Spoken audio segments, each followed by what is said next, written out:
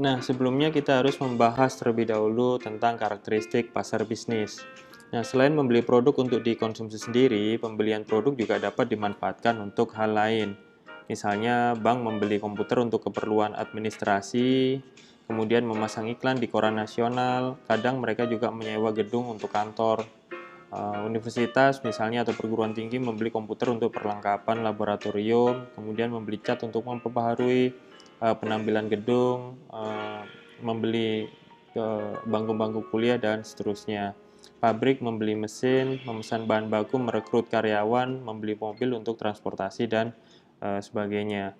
Nah, semua pembelian tersebut itu dilakukan oleh organisasi dan tujuan pembeliannya adalah untuk digunakan dalam kepentingan produksi. Nah, perilaku pembelian pasar bisnis mengacu pada perilaku pembelian organisasi dari organisasi yang membeli barang atau layanan yang digunakan dalam produksi sebuah produk atau layanan lain dan untuk tujuan dijual kembali atau menyewakannya kembali ke pihak lain untuk mendapatkan laba. Nah, dalam proses pembelian bisnis, para pembeli bisnis menetapkan produk dan jasa yang harus dibeli oleh organisasi mereka dan kemudian menemukan, mengevaluasi, serta memilih di antara pemasok dan merek alternatif lainnya. Nah, pasar bisnis di sini perlu dipahami sebagai pasar yang besar. Pasar bisnis melibatkan jumlah uang dan barang yang jauh lebih banyak daripada pasar konsumen. Dalam beberapa hal, pasar bisnis itu sama dengan pasar konsumen. Keduanya melibatkan orang-orang yang melakukan peran pembelian dan membuat keputusan pembelian untuk memuaskan kebutuhan. Nah, selanjutnya kita bisa membahas tentang struktur pasar bisnis.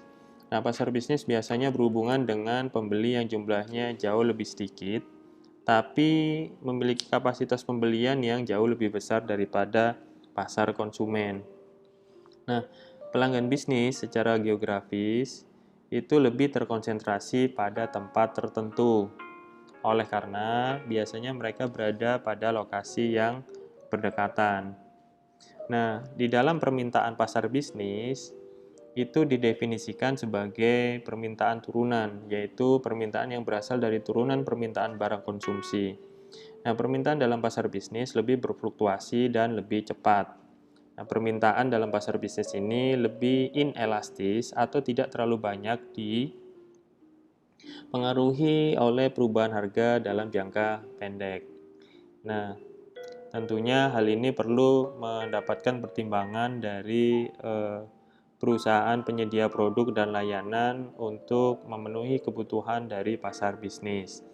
Nah, yang selanjutnya kita bahas tentang sifat unit pembelian.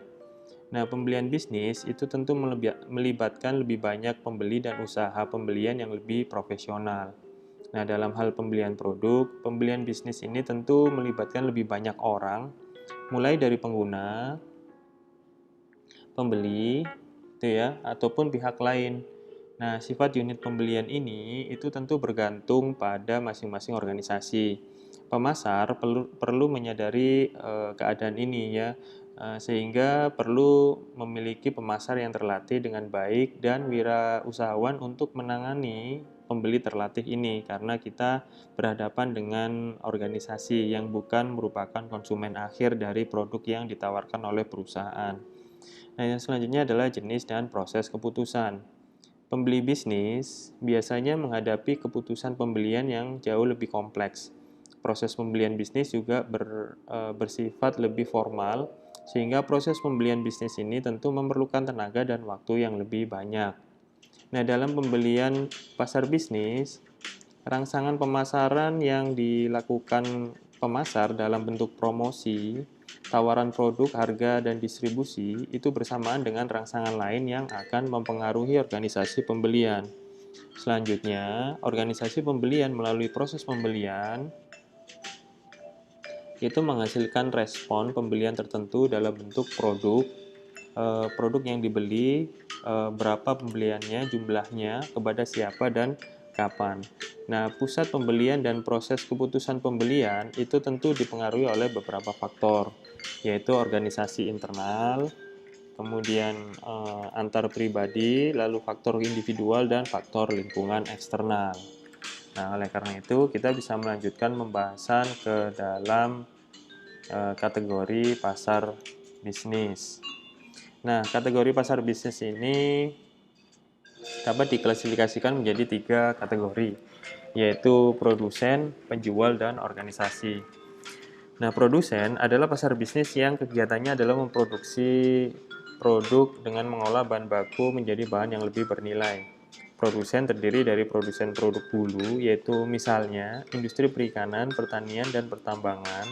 Produsen industri menengah yang terdiri atas produsen produk konsumen dan suku cadang, dan produksi hilir yang mencakup perusahaan jasa, baik jasa keuangan, transportasi, hotel, rumah sakit, dan sebagainya. Nah, produsen membeli produk untuk diproduksi atau digunakan kembali dalam rangka proses produksi. Nah, yang selanjutnya adalah penjual.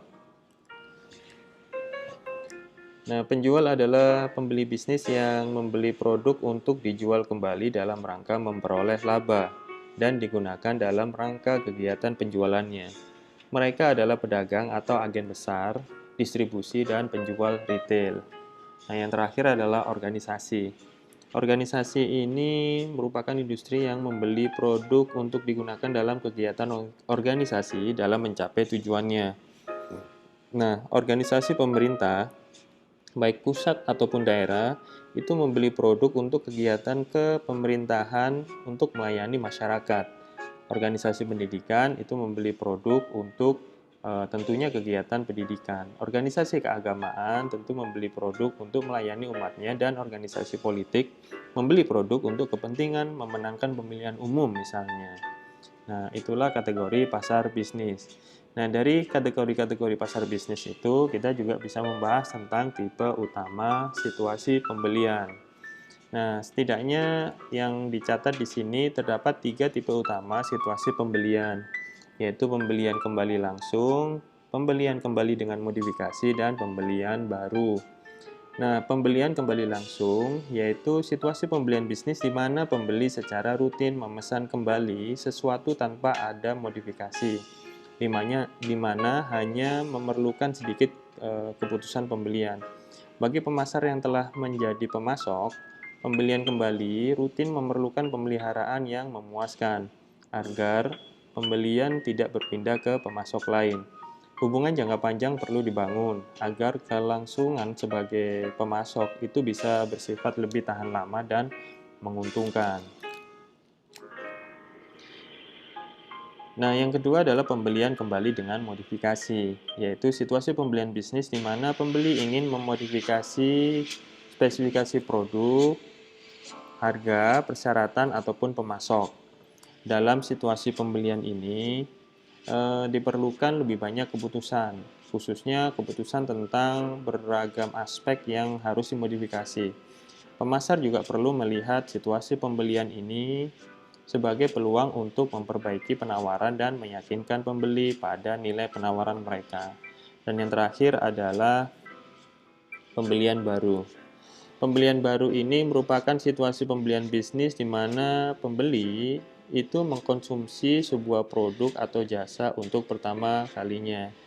Nah, dalam situasi ini pembeli memerlukan keputusan yang kompleks, ya, keputusan pembelian yang tentunya relatif rumit. Nah, pemasar juga perlu melihat situasi pembelian ini sebagai peluang yang besar agar bisa mendapatkan pelanggan yang baru. Nah, mereka perlu menawarkan produk untuk membantu pembeli dalam proses menentukan pembelian produk. Nah, yang selanjutnya adalah peserta pembelian bisnis. Nah, dalam pembelian bisnis terdapat pihak-pihak yang terlibat dalam proses pembelian produk yang selanjutnya disebut dengan pusat pembelian. Nah, setidaknya terdapat beberapa pihak dalam pusat pembelian yang dicatat di sini, yaitu yang pertama adalah pengguna, yang kedua adalah pemberi pengaruh, kemudian pembeli, terus kemudian pengambil keputusan atau decision maker, dan gatekeeper atau frontliner atau penjaga gerbang. Nah, masing-masing pihak itu tentu memiliki peranan yang berbeda-beda. User itu adalah anggota organisasi yang menggunakan produk atau jasa yang akan dibeli. kemudian influencer itu adalah orang-orang yang di dalam pembelian organisasi yang mempengaruhi keputusan pembelian. Nah, influencer ini seringkali membantu menetapkan spesifikasi produk yang akan dibeli dan memberikan informasi bagaimana mengevaluasi alternatif. Nah, yang selanjutnya adalah buyer atau pembeli, adalah orang-orang yang di dalam pusat pembelian organisasi yang melakukan pembelian sesungguhnya. Nah, bagian pengadaan adalah bagian yang sering menjadi pihak yang melakukan pembelian produk. Yang selanjutnya adalah pengambil keputusan. Pengambil keputusan ini merupakan orang-orang di dalam pusat pembelian organisasi yang memiliki kekuatan resmi atau tidak resmi untuk memilih atau menyetujui produk yang akan dibeli dan pemasok yang dipilih. Dan yang terakhir adalah frontliner. Nah, frontliner ini adalah orang-orang dalam pusat pembelian organisasi yang mengendalikan aliran informasi dari perusahaan kepada pihak yang lain. Mereka ini biasanya mengatur komunikasi atau pertemuan antara orang dalam dan pihak luar, yang biasanya dalam perusahaan adalah misalnya operator telepon, kemudian petugas penerima tamu, ataupun sekretaris. Nah, itulah peserta pembelian bisnis.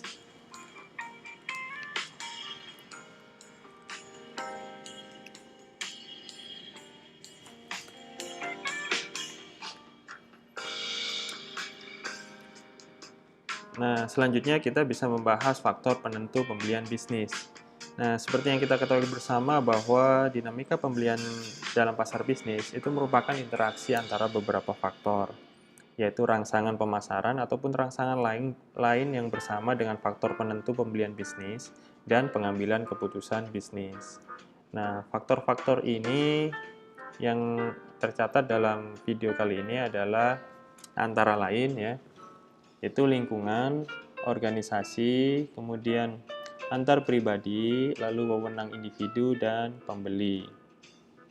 Nah, kita bahas dulu faktor yang pertama,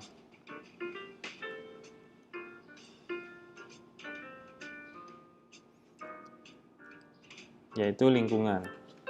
Nah, lingkungan ini merupakan faktor yang penting yang harus diperhatikan oleh pemasar bagi khususnya pasar bisnis, seperti kondisi ekonomi, situasi politik, perkembangan teknologi, perkembangan hukum, dan persaingan yang akan mempengaruhi pembelian bisnis. Krisis ekonomi yang melanda dunia seperti sekarang ini memberikan pengaruh menurunnya permintaan berbagai barang industri, sehingga bisa menyulitkan pemasaran produk industri. Tuh. Nah, kemudian yang kedua adalah organisasi. Nah, faktor organisasi sebagai basis pembelian pasar bisnis ini memberikan pengaruh dalam praktek pembelian produk. Nah, organisasi pemerintah yang memiliki struktur birokrasi yang kompleks itu kemudian wewenang para pihak yang menyebar secara hierarkis, prosedur yang tidak standar tentu berbeda dengan organisasi yang struktur organisasinya sederhana, dengan wewenang yang terpusat dan prosedur yang jelas. Nah, oleh karena itu pemasar perlu mengetahui bagaimana aspek organisasi mempengaruhi proses pembelian dalam pasar bisnis. Nah, yang selanjutnya adalah antar pribadi. Nah, hubungan antar pribadi dalam organisasi tentu mempengaruhi proses pembelian, utamanya menyangkut budaya dalam relasi sosial pada organisasi. Nah, apakah antar pribadi berhubungan secara egaliter ataukah memiliki jarak kuasa yang tinggi, sehingga antar satu dan yang lainnya memiliki batasan psikologi pada mereka dalam berinteraksi. Nah, yang selanjutnya adalah wewenang individu. Faktor individual juga menyumbang pada bagaimana proses pembelian bisnis dilakukan. Individu yang progresif memiliki kemampuan teknis maupun persuasif, memiliki jiwa profesional akan lebih mudah memberikan penawaran dibanding individu yang banyak pertimbangan, tidak memiliki kemampuan, dan kurang profesional. Pemasar perlu juga memiliki kemampuan persuasif dalam menghadapi berbagai ragam individu dalam pembelian bisnis. Nah, kita lanjut ke question of the day number 1. Kira-kira faktor manakah yang paling menentukan pembelian bisnis dan kenapa hal itu terjadi? Nah, tuliskan jawaban kalian di kolom komentar.